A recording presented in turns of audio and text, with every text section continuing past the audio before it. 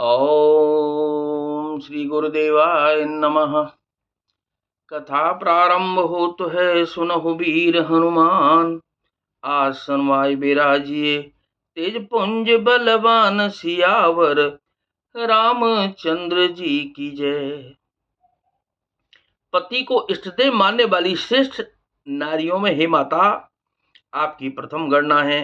आपकी अपार महिमा को हजारों सरस्वती और शेष जी भी नहीं कह सकते। सेवत तो ही सुलभ फलचारी,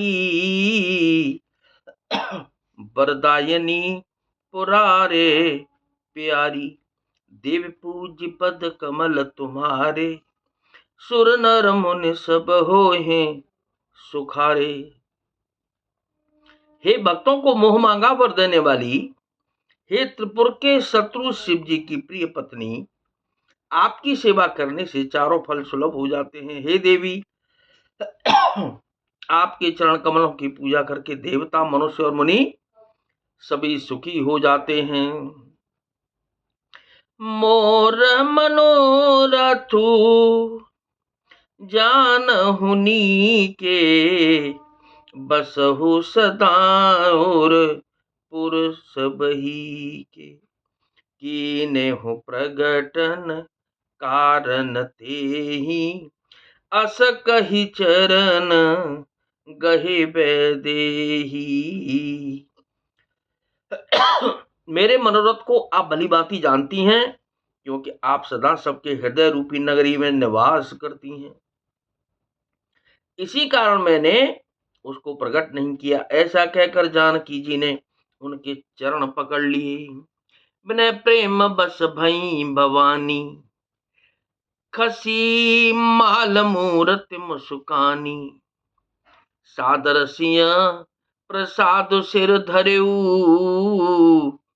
बोली गौरी हरसु हिय भरेऊ। गिरजा जी सीता जी के विनय और प्रेम के बस में हो गईं। उनके गले की माला खिसक पड़ी और मूर्ति मुस्कराई। सीता जी ने आदर पूर्वक उस प्रसाद यानी कि माला को सिर पर धारण किया। गौरी जी का हृदय हर्ष से भर गया और वे बोली, सुनो सिय सत्य आशीष हमारी, पूजे हैं मन कामना तुम्हारी। नारद बचन सदा सुच साचा, सो बर मिले हैं जाहि मनोराजा। हे सीता, हमारी सच्ची आशीष सुनो, तुम्हारी मन कामना पूरी होगी। नारद जी का वचन सदा पवित्र, संशय भ्रम आदि दोषों से रहित और सत्य है। जिसमें तुम्हारा मन अनुरक्त हो गया है, वही वर तुमको मिलेगा।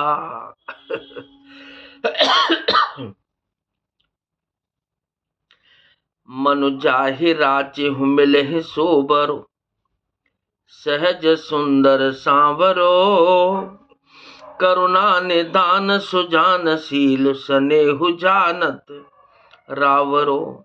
एहि भांति गौर आशीष सुने, सिय सहित ही हरसियली। तुलसी भवान है पूज्य पुन पुन मुदित मन, मंदिर चली। जिसमें तुम्हारा मन अनुरक्त हो गया है, वही स्वभाव से ही सुंदर श्यामलावर यानी कि श्री रामचंद्र जी तुमको मिलेंगा।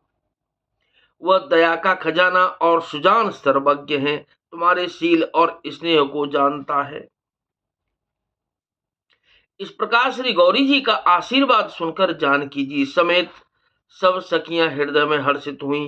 तुलसीदास जी कहते हैं, भवानी जी को बार बार पूजकर सीता जी प्रसन्न मन से राजमहल को लौट चली। जानी गौर अनुकूल, सियहि हर सुन जाहि कहे। मंजुल मंगल मूल, बाम अंग फरकन लगे। सियावर रामचंद्र जी की जय, पवन सुत हनुमान जी की जय। गौरी जी को अनुकूल जानकर सीता जी के हृदय को जो हर्ष हुआ, वह कहा नहीं जा सकता।